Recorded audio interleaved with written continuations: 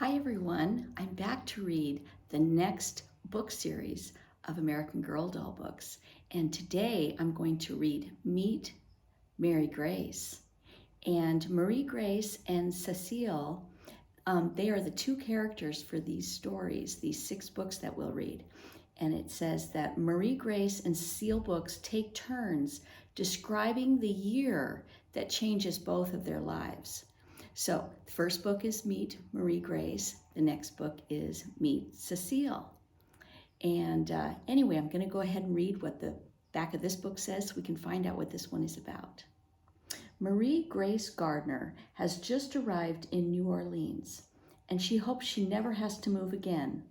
The lively city is unlike any other place Marie Grace has lived.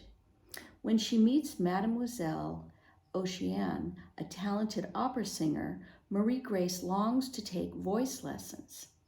She loves to sing and would like to get to know Cecile Ray, the confident girl who is Mademoiselle's student. But Marie Grace is shy, and starting school reminds her how hard it is to make friends and fit in. Can an unexpected adventure help her feel as if she belongs in New Orleans? Okay, so that's what this one is about. And we will go ahead and get started with chapter 1.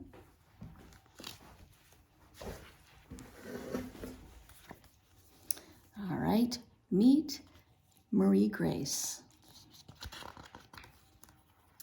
And this is book 1.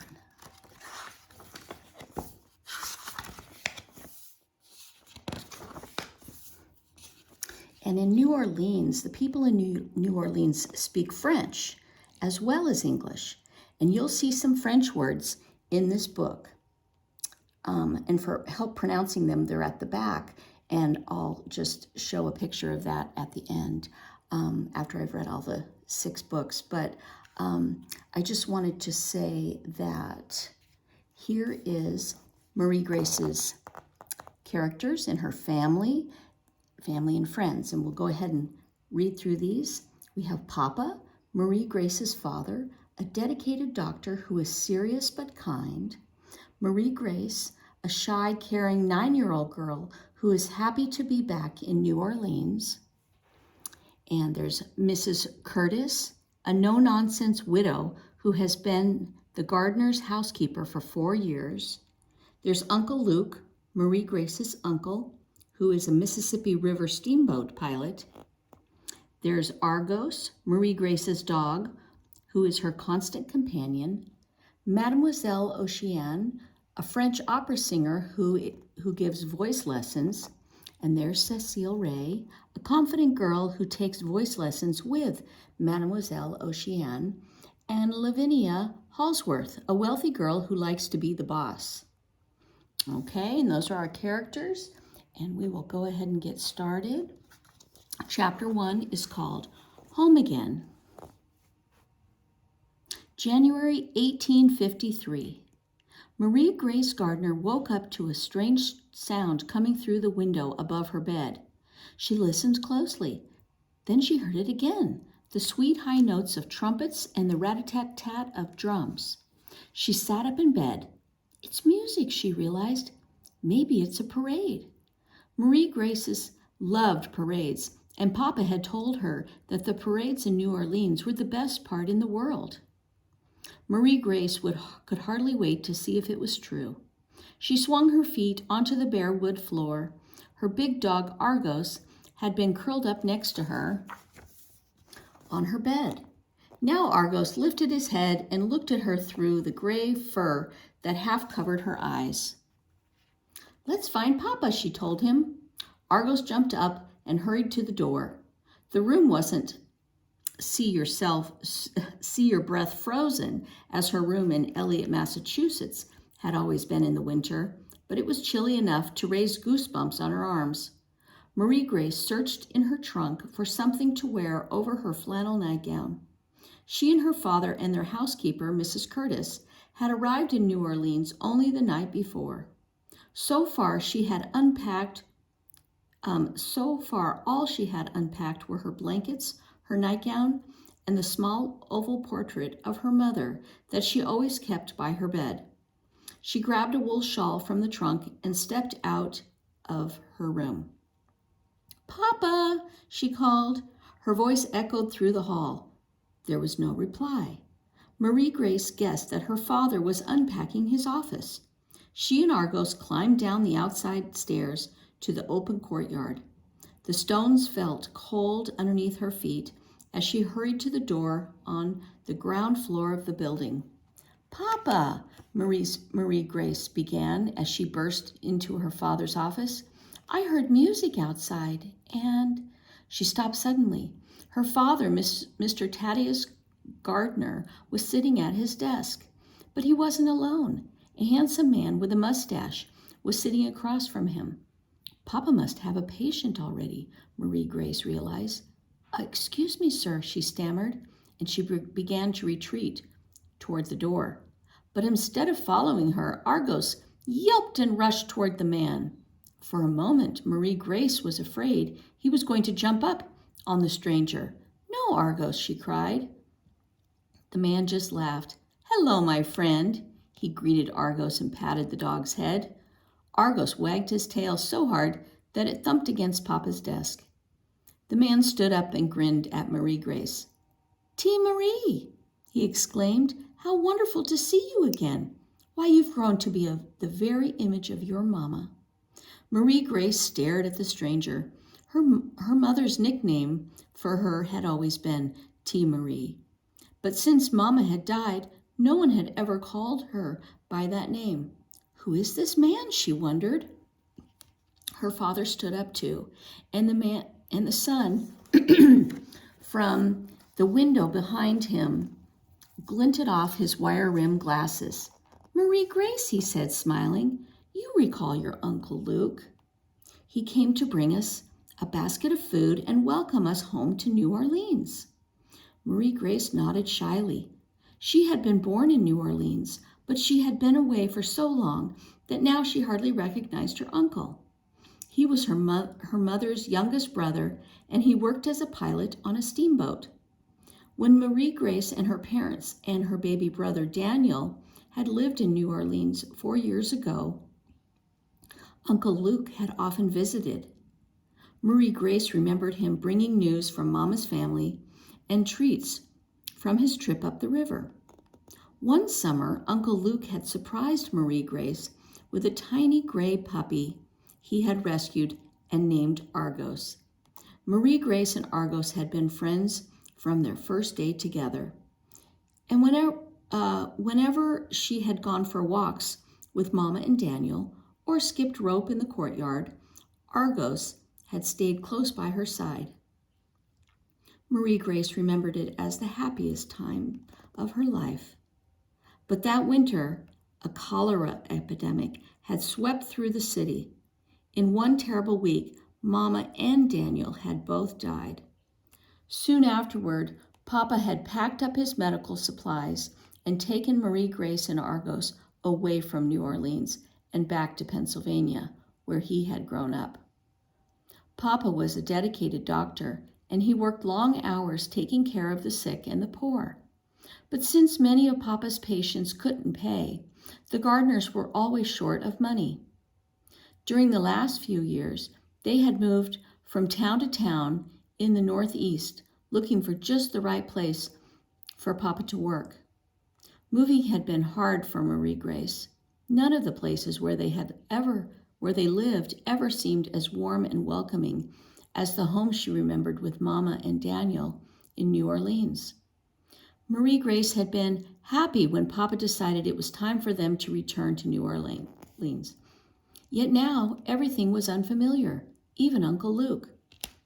"How do you do, sir?" she mumbled, curtsying just as her mother had taught her so long ago.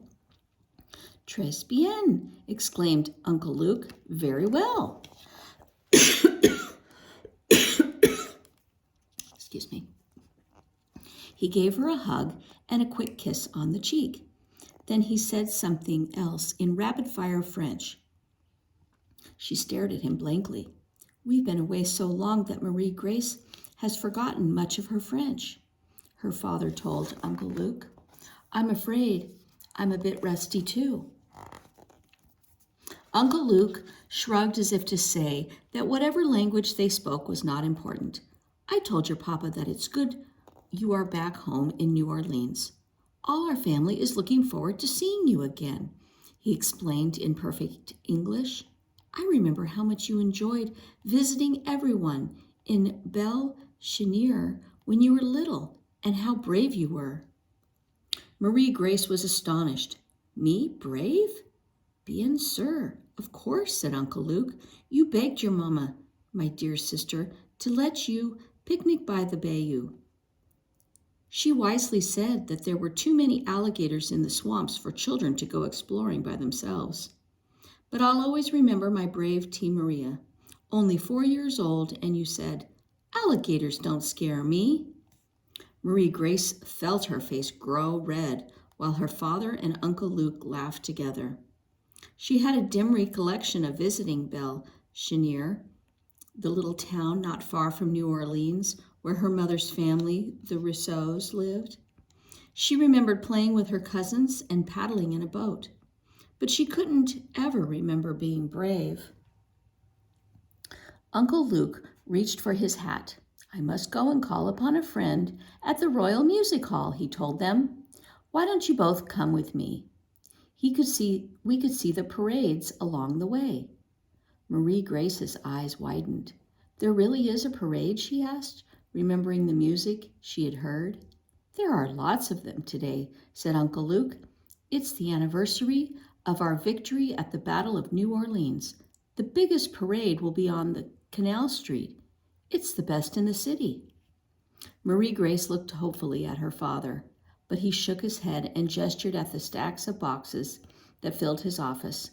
I'm sorry, Luke, he said. I've too much to do here. Marie Grace stared down at the dusty floor. I'll never get to see the parade, she thought. Her uncle seemed to read her mind.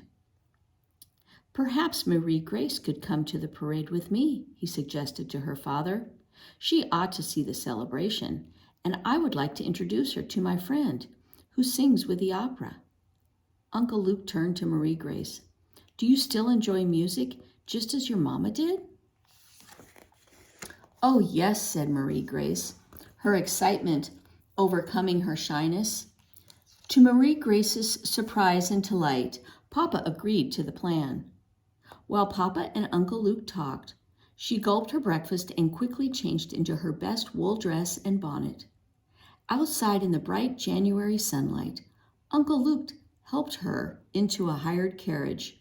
Please take us to Canal Street, Monsieur Bernard, Uncle Luke told the driver as they settled onto the leather seat. This young lady would like to see the parade. Certaintainment, said the driver, a broad-shouldered man with black hair and light brown skin. He flicked his reins and they were off, the clip-clop of the horses' hooves echoing against the stone paving.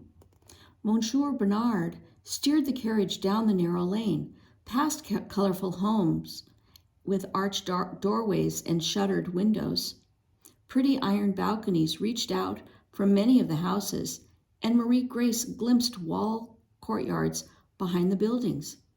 Everything here is so different, Marie Grace thought as they drove past trees heavy with green leaves in the middle of winter. Marie Grace caught the scent of the onions and the herbs cooking, and she took a deep breath. The tempting, spicy smell wasn't at all like the plain foods Mrs. Curtis cooked. It reminded Marie Grace of the stews her mother used to make long ago. Soon the carriage turned onto a wide street that bordered the river. The street was bustling with people, and Uncle Luke said that the French Quarter, New Orleans' oldest neighborhood, was becoming busier every day. Buildings crowded one side of the street. On the other side was the majestic Mississippi River. Several steamboats churned up the river. Clouds of smoke and steam floated above the boats, and their high-pitched whistles pierced the air. Dozens of sailing ships and riverboats were docked along the levee. Uncle Luke pointed out his steamboat, the Eleanor, which was piled high with crates of cargo. It's one of the fastest boats on the river, he said proudly. And look over there. There's Jackson Square, said Uncle Luke, as they passed a large square filled with gardens? It's General Jackson's victory in 1815 that they were celebrating today. The people in New Orleans fought back the British to protect the city. On the other side of the square, Marie Grace saw a towering white building with 3 spires that reached to the sky. It reminded her of a picture in a fairy tale book. Is that a castle, she guessed? No, that's St. Louis Cathedral, Uncle Luke said, smiling. Beautiful, isn't it? And soon you'll see the parade. When they reached Canal Street, Marie Grace and her uncle stepped out of the carriage and joined the crowds lining both sides of the street.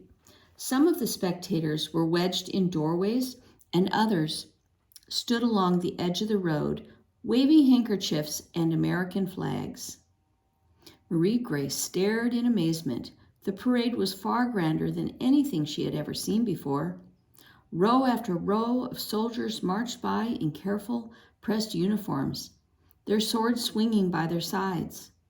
A group of white-haired men who had fought in the Battle of New Orleans marched proudly too. As the men passed by, the crowd cheered wildly. Drums beat out the rhythm, and horns blared from the brass bands. The music was so thrilling that Marie Grace wished she could march along too. New Orleans must be the best city in the world, she thought, her toes tapping to the music.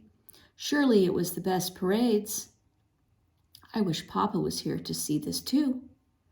After the last drummers passed by, pounding the thunderous beat, Uncle Luke gave Marie Grace his arm.